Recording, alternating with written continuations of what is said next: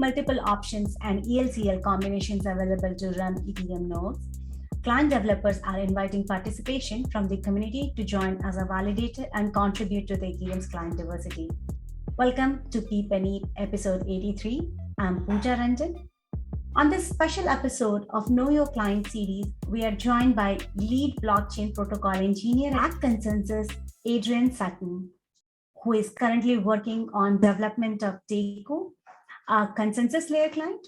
About the client, as per the official website description, it is written in Java. Teku is equipped to bring staking services to businesses. While our guest Adrian has been on our show earlier to talk about Altair upgrade, the first beacon chain upgrade. Anyone interested to follow the earlier talk, check out episode 38. We will learn more about Teku in this episode with Adrian.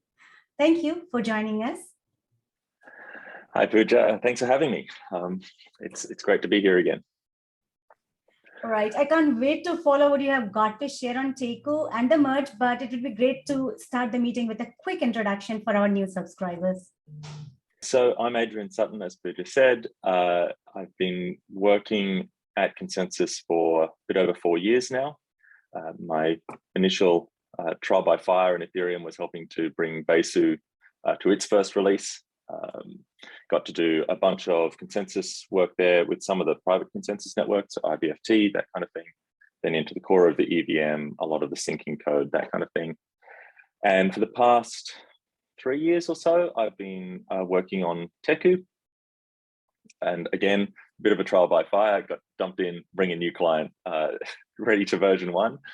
And we've got a great team that's helping to build Teku there. So it's been a lot of fun and really exciting to see the journey of the Beacon chain through from launching mainnet a while back and now coming up to the merge. I know the team behind Besu is the team behind Teku. So it is good to know like both clients are working in parallel. Well, thanks for the introduction. And without further ado, let's just peep in. Right. So today I want to take you through some of the work that we've done on Teku in getting to the merge, how that works, and just a couple of interesting details, and then we hopefully have some time for some questions that you might throw at me as well. We already talked about me a bit, so I'll skip through that. But I mentioned we have a great team behind Teku, and that's grown a bit since last I was here, which is fantastic.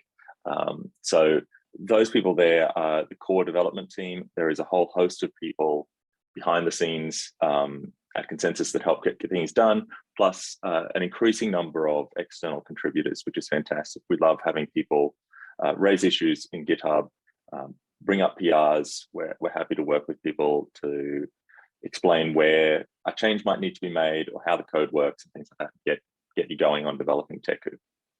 So always very welcome to jump in and be part of the team as well. What is Teku? What's its point in existing? Well, we've kind of carved out the niche a little bit of being a bit more enterprise focused.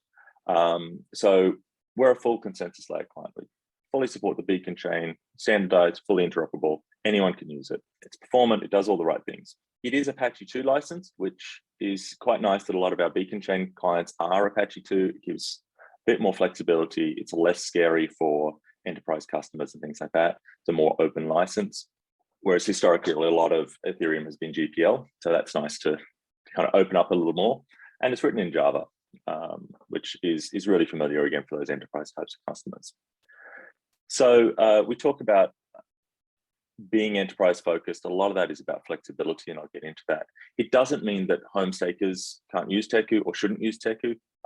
We actually have done a lot of work to really scale from being really simple to use in simple cases and have the flexibility for more complex things. So, talking about that, one example is how you can deploy.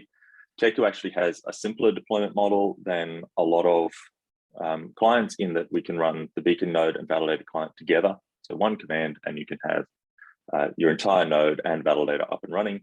Nimbus has the same thing, whereas Prism and Lighthouse have 2 separate commands that you run, and you need to run them separately and have the HTTP interface connecting between them. And I must admit, I forget whether Lodestar has the combined mode or separate at the moment. So that's great for a really simple setup, and it keeps things nice and easy for you. But Teku also supports running the validator client separately. So if you want to have it on a different machine for some reason, or in different network topologies, you can do that. And then we've supported Web3 signer since the start of the Beacon chain as well for an external signer. So you can have your keys stored in a hardware security model, and that's kind of becomes a much more nested layers of security as you get these complex setups. And then within that, there's ability to do failover in different ways and manage keys and so on. So once you get up to a staking service type of environment, it can be really powerful to have that flexibility. But as I was saying, no reason that flexibility has to make life more difficult for a home staking user. You can just use a simple thing, and you can mix and match all of these things. One of the big things that we try and do with Teku is really put the user in control. So there's a lot of flexibility about storage locations. Again, most people just say, here's my data path, this is where you should store all your stuff. But you can tell us this is where the Beacon node data goes, this is the validator client data separately. We make a real point of not needing you to import keys. You just tell us where your keys are, your key stores are, and we can load them from there. So that gives you the flexibility to store them somewhere different to the Beacon chain or the slashing data. You can store them on a USB stick, so it's easy to have that as a hardware encrypted type USB, things like that. USB stick is probably not the most common location for them, not really strongly recommended. But certainly in terms of managing backups and things like that, being in control of where things live makes it a lot easier. And it means that you're not creating a copy of the key as you import them either. So you've clearly got the key in just one place, which is really important for not getting yourself slashed. Obviously, other clients import them, delete the original is generally a good policy. And the same with logging. So out of the box, Teku has nice clean logging to the console with more detail to a log file. But you can control that. You can send it all to the console. You can send it all to a log file. And all the way up to the point where you can basically take over complete control of logging. It's not just a matter of saying, I want level 1, 2, 3, 4, or 5, debug info type level of logging.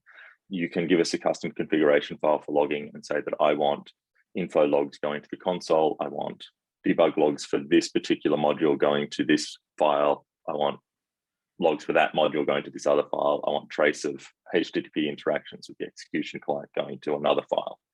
All of those things are quite possible with the logging setup.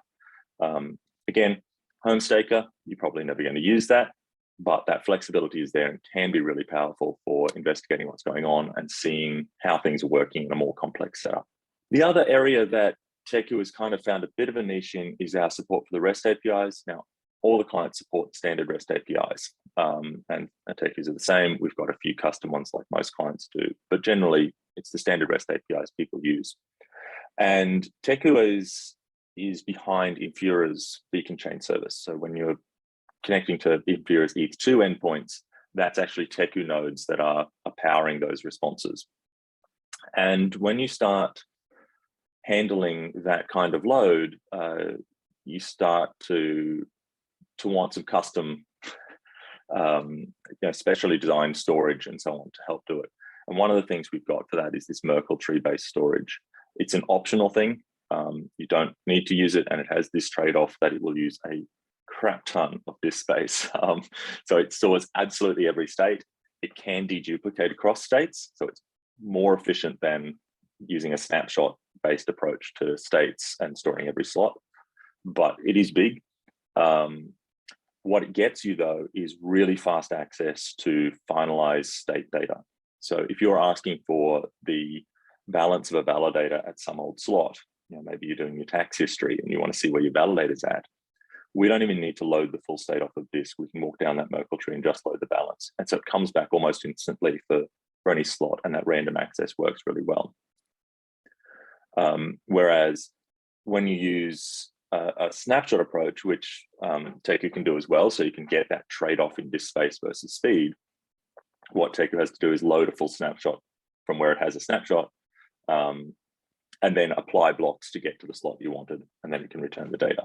So it's just a bit slower. Now, if you're doing your taxes once a year, that's a really great trade-off because it saves you on disk space. If you're in Fura and people are throwing random API requests at you all the time, you're prepared to spend that disk space to make them faster.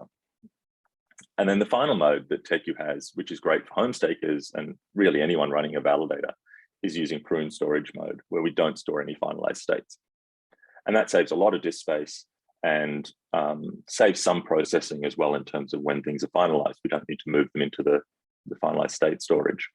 So it's really effective for validating because there's no reason you need those old states. Right, let's talk the merge, the journey to the pandas. So firstly, to cover the kind of mechanics for a user, what do you need to do to get Teku ready for the merge? So the first thing is to say is probably that you should wait until the merge is scheduled for the network you're on. So currently all the test nets have the merge scheduled, mainnet doesn't yet. So hold off on mainnet for this just yet. But for the test nets, now it's a pretty good time to be doing that. For some of them, they've already merged and you'll need it. For Prada and Gourley, that merge is scheduled and coming soon. And in mainnet, hopefully not too far away, we will have that scheduled and you'll go through this process as well.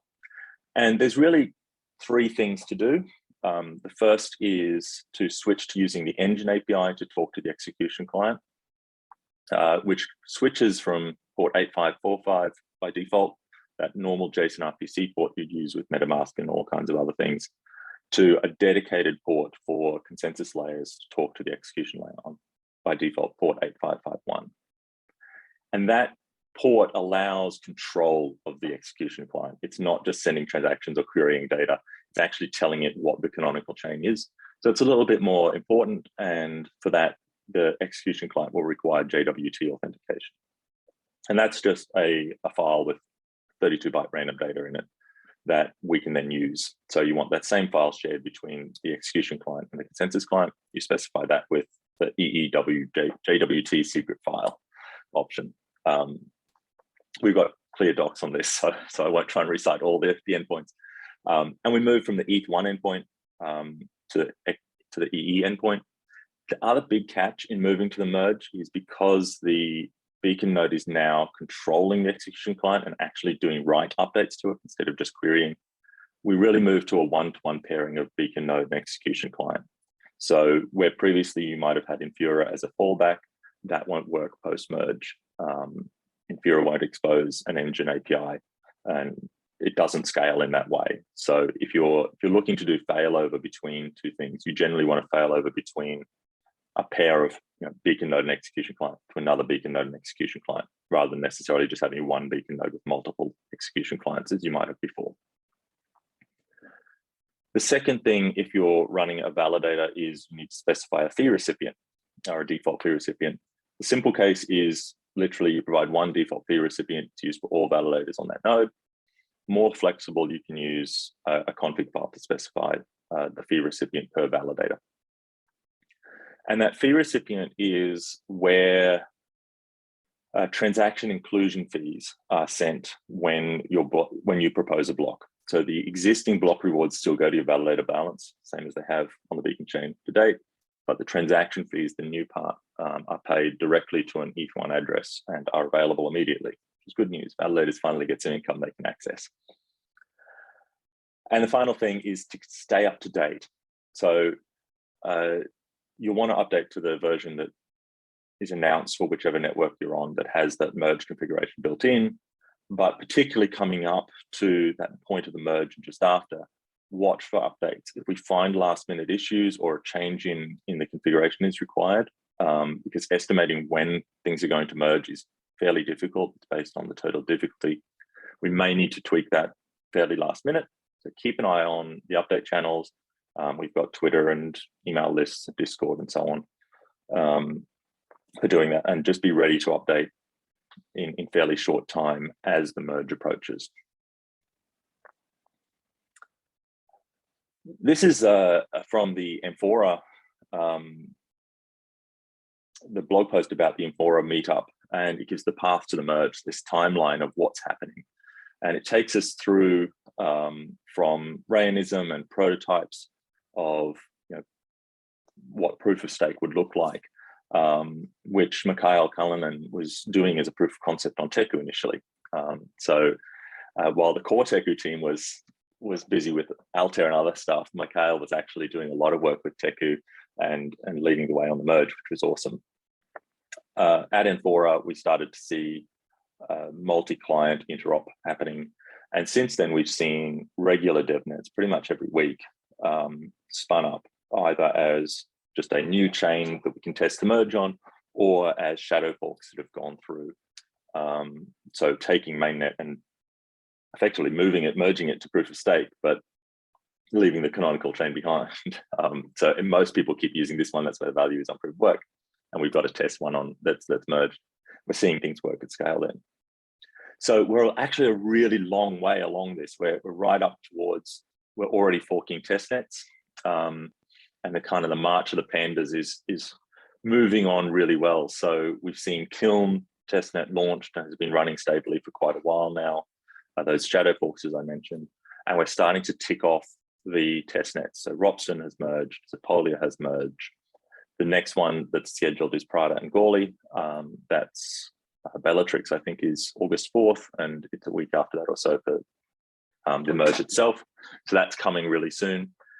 And hopefully we're on track, because the last domino to fall is mainnet. That's then all that's left, which is pretty exciting. Now, one of the interesting technical details that's been on my mind for a lot of the time is, what if the pandas are too slow? What I mean by that is, we've seen on the beacon chain pre-merge a bunch of blocks coming out late. Clients are unable to process the epoch transition and then calculate duties and then prepare a block and get it gossiped before that 4-second mark where attestations come in. And that's a real problem in a lot of ways. So it's always been a concern for a lot of people, and particularly me, that when we add in the need to also process an execution payload, make the blocks bigger, put in more work, and all those transactions, which is quite a chunk of stuff to do, isn't that going to slow down producing blocks? And isn't that going to make this problem worse, where we're seeing late blocks all the time? Will this system even work? So the timing is really important. We break up a slot. A slot is 12 seconds long. We break it up into three parts. The block is produced right at the start, and then attestations 4 seconds in, 8 seconds in, aggregates are produced. There's 4 seconds to the next slot. So we've really only got that 4-second window for the block to be done and ready. If we zoom in on just that part, what's got to happen is, if it's the start of an epoch particularly, we've got to calculate the duties to decide, to work out whether we need to propose that first block. Then we need to actually produce it, which post-merge means requesting the payload from the execution layer. We need to select and pack in, aggregating as best we can all the attestations we're going to include in that block, plus any other things like voluntary exits.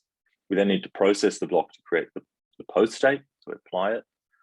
Then we've got to send it out to the network, and it's got to gossip across all the nodes. Each of them have to import it, which means doing all the beacon chain validation and processing, but also sending that to the execution layer, which has to process it as well. And then finally, they've got to produce their attestation. All that has to happen in 4 seconds. Adding in those extra couple of things with the execution layer is a pretty big concern, particularly because it's a HTTP request away. It's kind of the latency even of that. What we've done is cheated, which is really cool.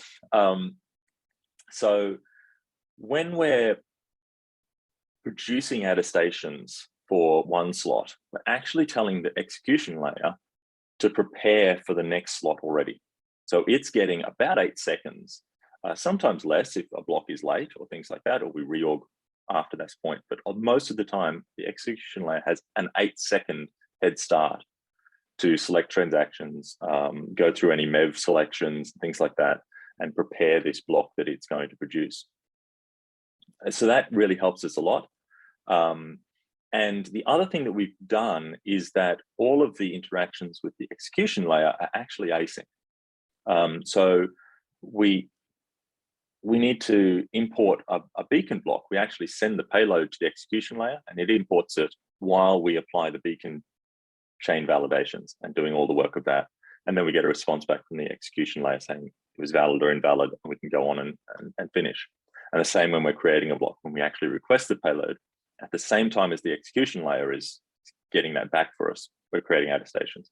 So all of this extra time happens in parallel. We use a little extra CPU. So if you were really tight on CPU before, you might notice that, but generally,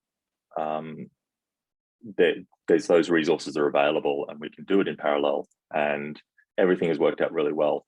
So it's been one of the really exciting things for me, seeing this consistently across testnets and the shadow forks, even at scale, that we're not seeing a slowdown in producing blocks. And that's one of the big hurdles that we needed to solve for the merge. And turns out it was fairly straightforward in terms of just being able to do it asynchronously. But seeing that work at scale has given a huge amount of confidence. So, are we ready to ship the merge? It's a big question, $1 million question. Well, we talked about this a little earlier, that the only domino left to fall is mainnet. So we're going to see Prada and Gourley merge. That's quite big in terms of what the community has to do. This is the first time we've taken a network that's got not a majority of community, but a large part of it. It's up towards the 30% of validators are run outside of the core dev control. We run a lot to try and keep it nice and stable as people come and go. But this is where the community will need to step up and show that they can configure things, that our documentation is good enough, and those kinds of things, that people are ready to go through that. Because on mainnet, validators are very distributed. The core devs run very, very few. I'd be very surprised if we have even 1% of the validators between us on mainnet. And it's really going to be up to staking services, solo stakers, people like that. Are they ready? That's the big thing we want to see in Gourley. But to me, I think we've seen quite consistently through the shadow forks and the test nets, this stuff is working. We're really seeing a lot of reliability in how the network functions. We're seeing how it recovers well from misconfigurations or other problems that cause some turbulence, and lots of corner cases are being hit there. So for me, I say we take this panda to the moon. I think we're ready, and I think that's really cool and really exciting. We're going to do it sensibly. There's always, no developer will say we're ready without any caveat. Mine is, if something unexpected pops up, of course we'll delay. Of course we will. And Prada will be a key test of that. We'll want to see it go smoothly, but I'm not aware of any remaining hurdles that we need to solve now. I think we're going through a release process for the merge, and that's really exciting. That's all I've got. Priya, what did I miss? What can we cover? I think you pretty much covered everything. I mean, I really love the journey to the pandas. It was a great presentation. Thank you. I have got a few questions that we have already collected. First of all, thank you for answering my biggest question, that it is not only for institutional staking, but also home stakers can also make use of that. That is really good to know. Yeah, so my question is around institutional staker. When we say institutional staker, is it an invitation to mainstream financial institution to the staking world, or is it a better option for the existing market players like a crypto exchange and possibly the X miners? I think both, to be honest. So I think Teku is really well placed for staking services who know crypto to come in and use it, and it's a great option there. But we've also got a long track record at Consensus of working with some of the bigger banks and institutional players from outside of crypto and helping bring them into the crypto world. And I think that's an important thing, and something that we want Teku and Besu both to continue doing, because when Ethereum is kind of completely separate from the traditional finance world, it's going to be ignored. It's not going to reach its full potential. I don't think we want to become the traditional finance world, but I'm quite happy for the traditional finance world to come over and join us in the decentralized world. And I think we want to build tools and systems that they can be comfortable with. So things like using Java is very helpful for them, but also just, Consensus has a big company behind it with support contracts and things like that we can provide. And just a way of working and understanding the big institutional players that might be outside of crypto can understand. That is good to know. So in a sense, like we can say, is there any targeted user base, or we are just trying to make something which is like for general usage and it can be adopted by anyone who wants to be a part of the... Yeah, definitely the aim is that it can be adopted by anyone. I think there's, each client finds a little bit of a niche that gets more traction in than others. And for us, that's slightly more institutional and in Europe particularly. Because it's Consensus, bit of an in there. But I think one of the big focuses for Consensus doing both Besu and Teku is an ability to contribute back to Ethereum and make the Ethereum protocol better. So we want to build a client that people can use and enjoy using and performs incredibly well. That's important to us because that demonstrates Ethereum works well as well. But as much as anything, it's that we then have client teams who are right in the mix of protocol development, who can evaluate new proposals and spike out how they look, this proof of concept stuff, and then potentially be able to put up proposals of we could do it better this way, do it that way, or new ideas. And so Mikhail's work on TheMerge is a really great example of that. He's on one of our research teams and was able to pick up Teku and say, well, what if we didn't do the merge that we all originally thought we'd have of, this much bigger model of the merge? What would minimal merge look like? And he started prototyping it out. That's, quite a dramatic impact on the Ethereum world that it's wound up having. We'd all be delighted if we can have that kind of impact on Ethereum all the time. But even in lots of smaller things, there's many cases where we're being able to get involved early and give good feedback and push the Ethereum protocol forward. And I think that's a really important thing because Consensus will succeed when Ethereum succeeds. And so this public good work that we can do as part of building Teku and Besu, that's really important to us. Absolutely. And this was really interesting to know that Mikhail chose Teku for the proof of concept when we started looking into how merge will come up. So yeah, I mean, I think it cheated a little because we brought him into Consensus to help us build it, so he knew it. But you take what wins you get, I guess. Right. At the end of the day, it works out for everyone, right? Yep. Okay, one last question on this particular topic. Is there any significant feature or spec difference in the client for institutional staking or the home staker that you're considering specifically for Teku? In terms of things to add, things like automatic failover for our separate validator client to multiple beacon nodes, that's in progress now. So that's a pretty big deal, particularly post-merge. I'm not sure. Ben keeps surprising me with ideas that he has. So I think there's a bunch we can do actually around, there's been some talk of having a Sentry node for sending block proposals to. We'll do that. I think there's a lot of options around being able to configure what a validator client uses from a set of beacon nodes. So at the moment, we usually talk about failover. I think we can go a lot further with that in terms of saying, because we have these 64 subnets for attestations, and if you've got 64 clients or more, you're subscribed to all of them. So what winds up happening in most staking services, they run a lot of beacon nodes that are actually trying to keep up with every attestation, which is quite expensive. I think we can do better and actually say for this validator client, when you have an attestation on subnet 1, go to beacon node 1. When it's on subnet 6, go to beacon node 6. And you'd obviously pair some, so your beacon nodes might listen to 10 subnets each rather than all 64. There's a lot of efficiency that I think we can gain in that kind of model and potential there. And so that's one of the things that I'm interested in getting into. But yeah, I don't always get a say in what we do. That's Ben's job.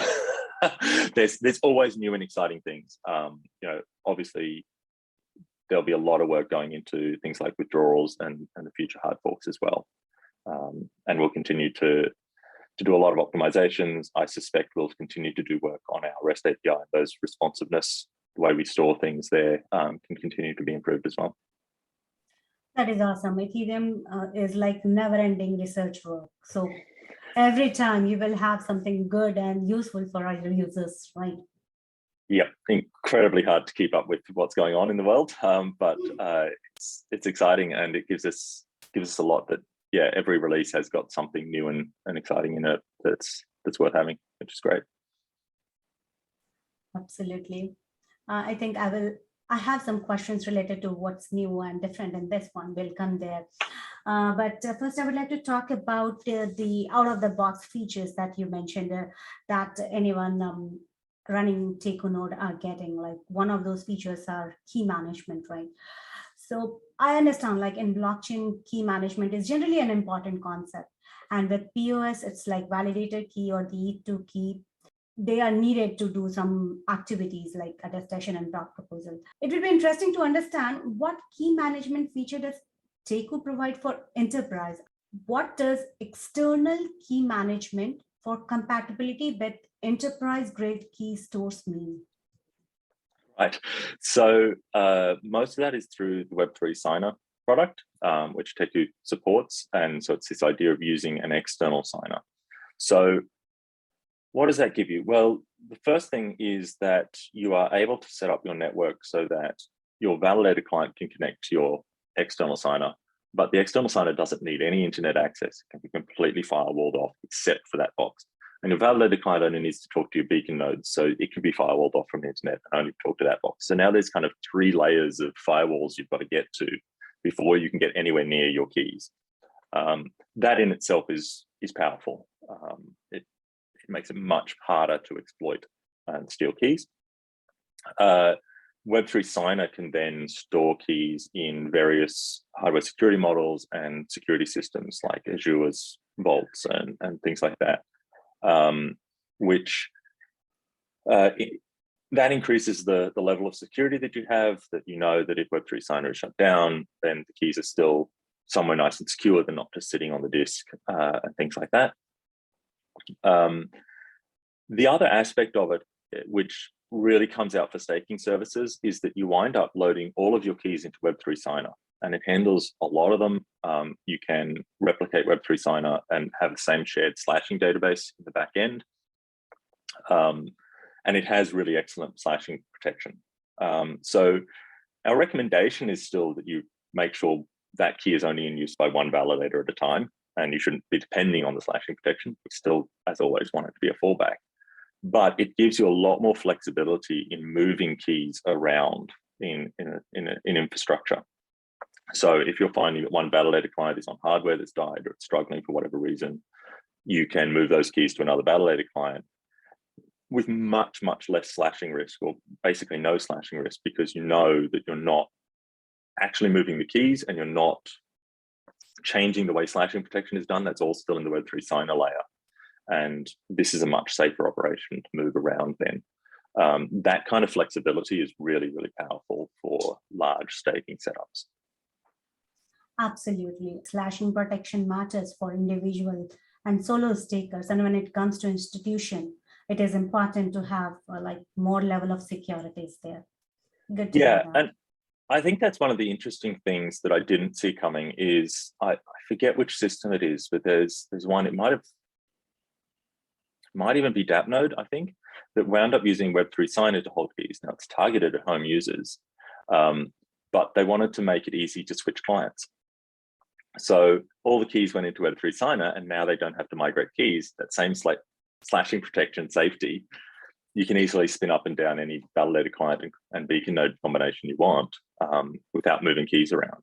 And that's actually a really cool use case. It's designed for home users. There might only be one key involved, but moving keys is scary, and anywhere you're touching your slashing protection records is really scary. So if you can leave them in place and change things in front of them, it works really well. Right. I was talking to, I guess, Prism. Now there are different tools coming up to maybe able to help users get in in like very simplified way, and adding protection, slashing protection, and providing the flexibility also helps more new users to join the network. That's awesome.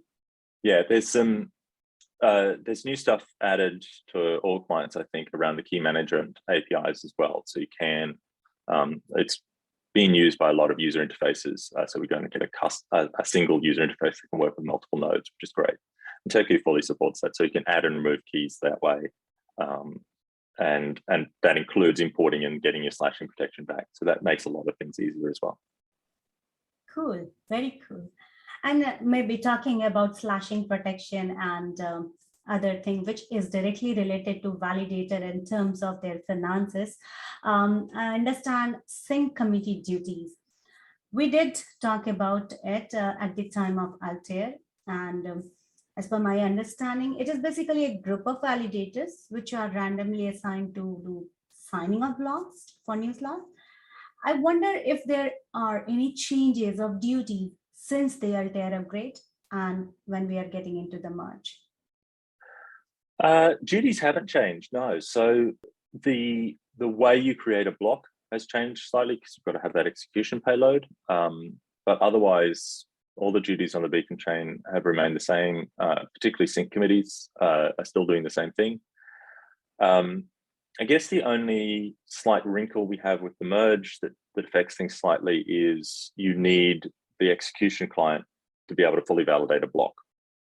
So if your execution client is down today, pre-merge, you can keep the testing. Most of the time you can create a block. It's only if you need to include deposits that you might fail to produce that block. Post-merge, if your execution client is down, you will not be able to attest, or your sync committee duties will stop. Basically, all your validator duties stop because you haven't validated those blocks, and it wouldn't be safe to attest to them. So yeah, you will see that generally clients in Teku included implement optimistic sync. So we're able to follow the beacon chain even while the execution client is still syncing. It has to be online. It has to be able to tell us, yes, I checked the basics, like the block hash matches what I said it should be, and a couple of other checks that need to be done for every block. But it doesn't necessarily have to have a whole world state and ability to execute that block. And so we'll be able to tell you, where we're up to in the chain and see the chain head, and that helps the execution client sync. But even then, we won't be performing those duties. So sync committees, you'll be penalized effectively as if you're offline because we're unable to perform them. Talking about penalty, in case of failure of performing the sync community duties, is there a way to inform the validator so they can protect themselves from penalty? It's a little tricky with sync committees because in a sync committee, you produce a sync committee message every slot. And for it to be included, it has to be the correct head for that slot and included in the very next block. So it's like an attestation that has to be 100% perfect every time, or it doesn't get included at all. A lot of that, which means that if there is a late block that comes in after the 4-second mark, you will produce a sync committee message saying that slot was empty. In reality, that block will come in and be filled. So that makes your sync committee message wrong and it won't be included. If you have an empty slot after you produce the sync committee message, your sync committee message just can't be included because there's no block to include in and it's not valid the next slot. So it's common and normal to miss sync committee messages and not have them all included. Generally 80% is probably pretty good, probably more 90% on mainnet. I've been looking at Prada and Gawley a lot lately, so I might be lowballing those figures a little.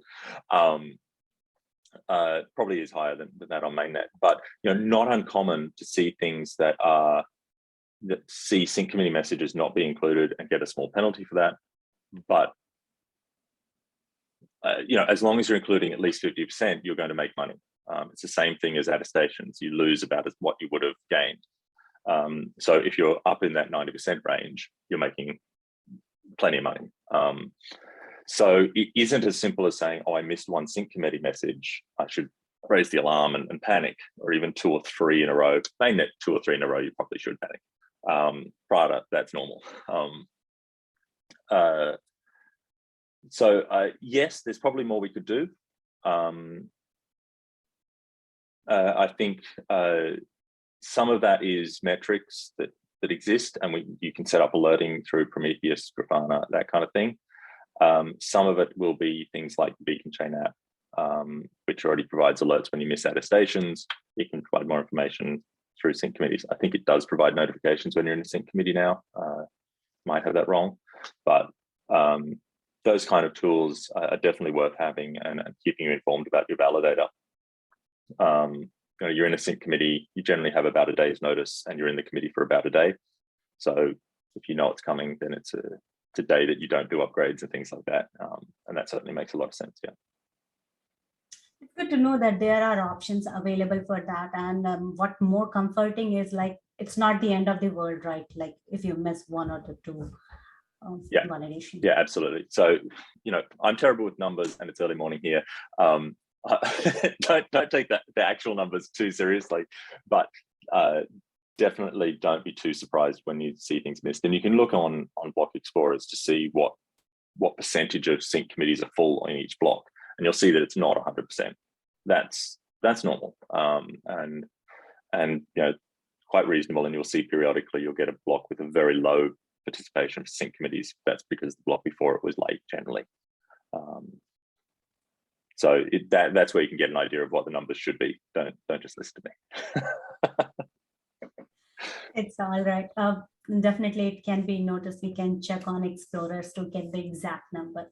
Yeah. Okay. And you briefly mentioned about metrics. So I have a question around that.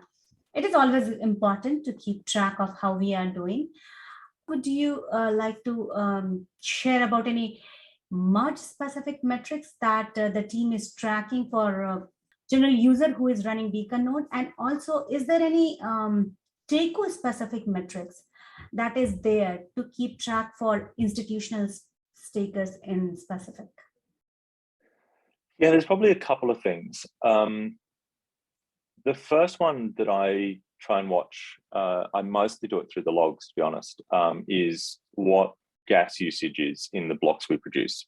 So there have been some problems with different execution layer clients not including transactions. And if you don't give the execution layer enough time, because blocks late or things like that, then you do tend to get an empty payload back with no transactions. And then you're missing out on inclusion fees. So we include, when we propose a block in the logs, a percentage of the gas used. You want that to be about 50%, because of the way EIP 1559 works, it's targeting about 50%. That will vary a lot on testnets because there aren't always transactions to include. But on mainnet, it generally should be about that 50% value. And I think we have metrics for that as well, which I should add to my normal dashboard, so I watch it that way more and make my life easier. But that's really useful to see, am I getting transactions included well? The other thing is when you start talking MEV, that there are a bunch of metrics around where we got a block from, whether we had to fall back to the local execution client because MEV wasn't available or was too slow or something like that. Those are worth tracking. And there's also a bunch of block timing. So particularly for institutional, where you're running a lot of nodes and you want to correlate it together, being able to see how long it's taking to create the blocks that you're producing at a high level is really useful. And so we've got some metrics that can be enabled for that as well. The same thing will have works for attestation timing. You can see, which bucket it falls in, whether it was, nearly instant, soon, starting to get quite late, that kind of thing. And also even for block arrivals and block processing. So there's a bunch of that timing metrics that the Teku can provide to give you insight into what the network is doing to you. Are you receiving blocks late because your peers are bad or because the network is just struggling? Are you processing them slowly? What parts are going wrong there? And then are you performing your duties in a timely manner? Do we have any dashboard as such for tracking all these, or this is a proposed feature? It is, yeah. So we do publish a dashboard that most people use for Teku. We probably should update that. There's I've kind of got a playground dashboard that I just keep adding stuff to every time I investigate a problem. So I should keep pushing that up somewhere as well. It's kind of got all the bells and whistles. It's probably more information than any normal person wants to see.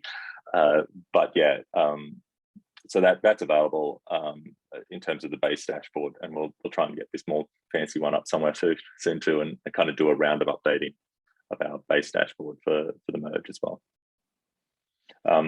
You know, a lot of this stuff, if there's something you want to investigate, asking in our Discord is great. We're very happy to jump in and help and say, oh, these are the metrics, this is the query we use.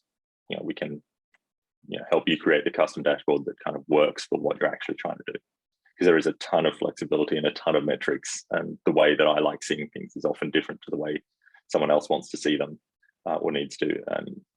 And I think that's good, right? You want to use the flexibility of Grafana to come up with a dashboard that works for your particular setup, not just take something that's entirely off the shelf all the time.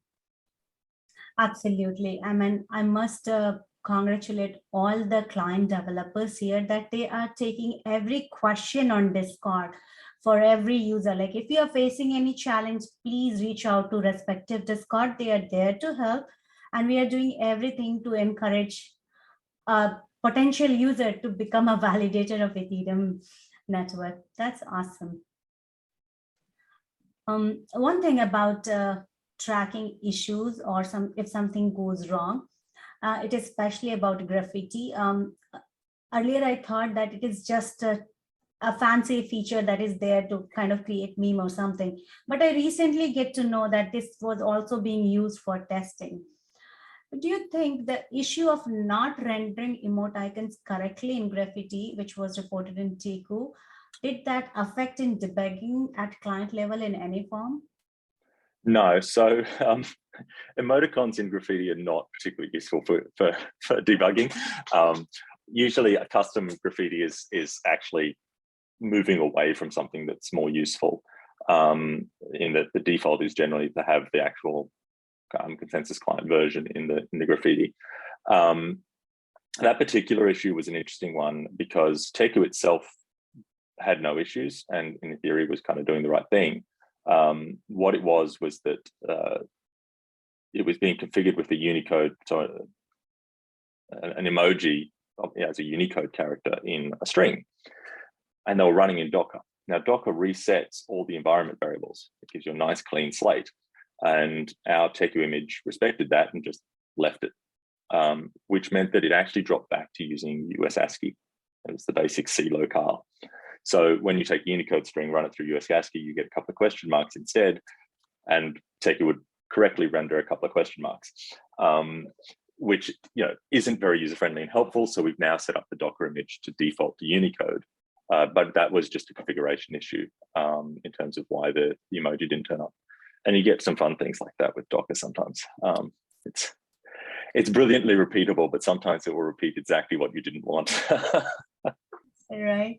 I mean, it is really interesting that developers are developing. That is the job that they are doing, but the fun element that they are adding, it's actually inviting other people to also join, even if they do not understand the tech part. The fun part is there. Absolutely, yeah. I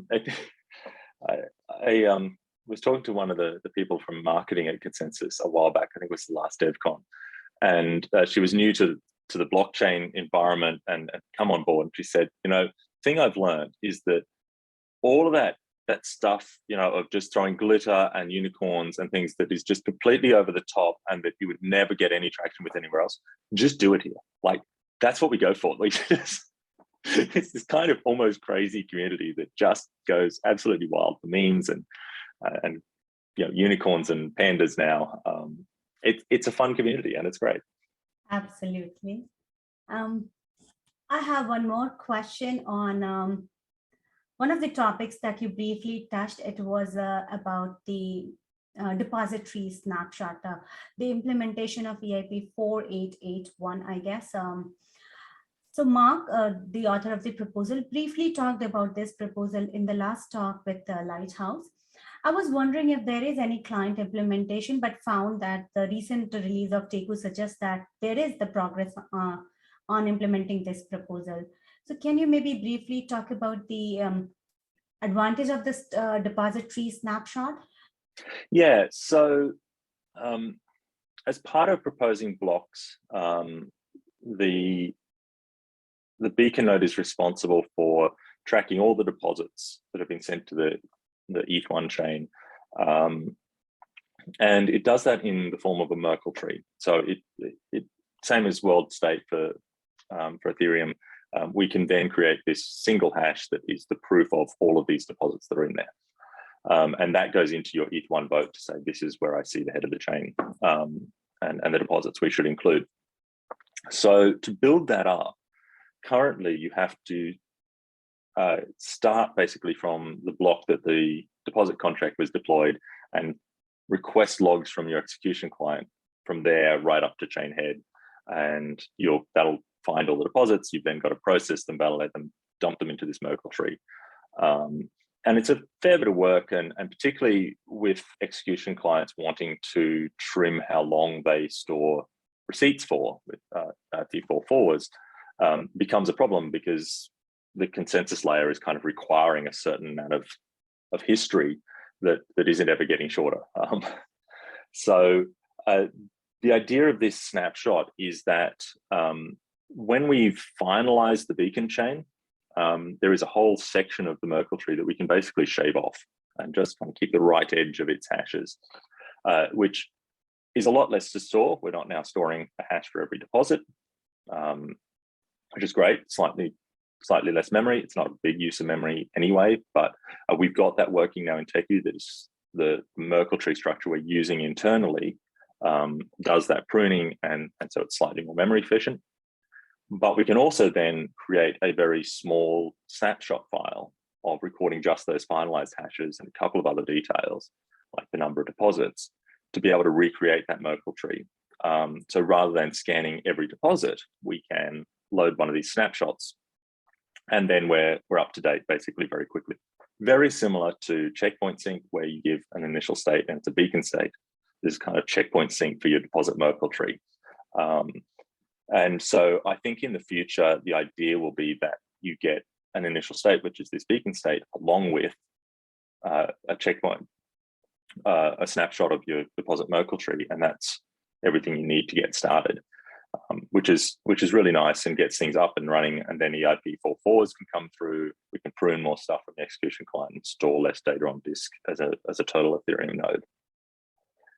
So the work on that is in progress. I think on my to-do list today is to review that PR and hopefully get it in for being able to load those snapshots. So it'll be a release or two most likely before it's fully stable and supported. There's a couple of changes coming in terms of the spec as well, but yeah, that's quite exciting. And we'll probably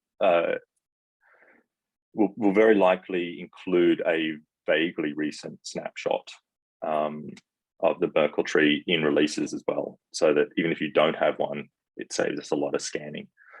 It's not like the initial state, which we're hesitant to include because it needs to be within a certain period to be within week subjectivity. This can be out of date and it's still very useful, and things like that. So I suspect we'll get them included for most of the testnets we support.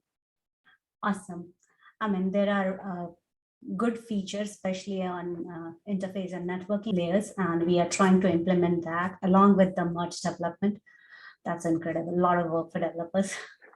There's a lot going on. Yeah, it's great to have built up a good team. There is a really great team behind Teku. I tend to turn up on Discord a lot because that's what I like doing. I like being in the community a bit.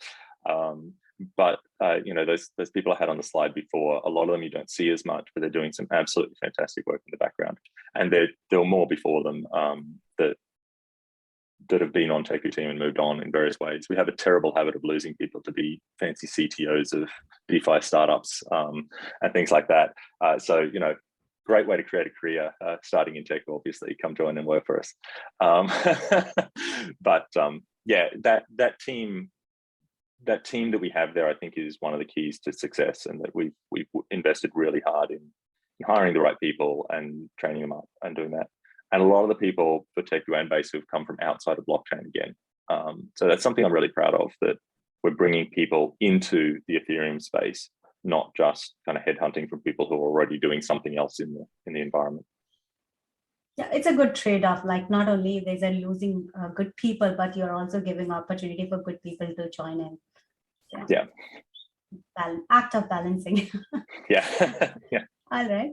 I know we are very close to time. I have a couple of more questions to go. One is related to the merge testnets. Like I'm assuming that Teku must have been participating in all the testnets that were there, like all DevNet 0 to 5, shadow forking, mainnet, and public testing. Would there be, in your mind, be the best client combination for Teku? I know Besu is a part of it, like Besu also in Java and this also, but what would you consider? I don't think it matters. I think it's one of these cases where every consensus layer client works just as well with every other execution layer client. And where you see differences in the way they perform is actually because that client is having issues, so or does things in a suboptimal way so far. And what you'll see is that they'll fix that, right? So as soon as you can identify, oh, this client is weaker in this area, it's going to become a priority for them, and they'll get better very quickly. The engine API that we use to communicate with the execution layer is a standard. It's a pretty simple standard, really. There's like 3 calls. So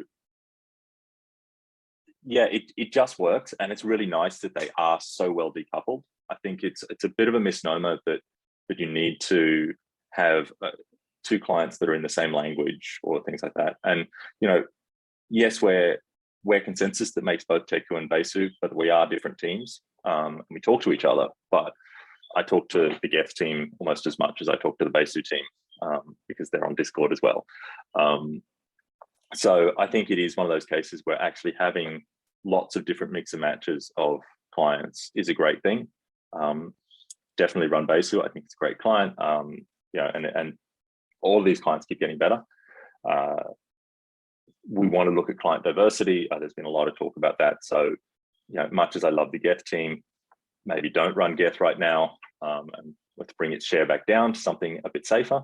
And the same as I've said about the Prism team in the past, and I'll say it about the Geth team now, their dedication to Ethereum first is really admirable. And so I don't have any real doubts that the Geth team is just as strong on client diversity as the Prism team, and as we all have.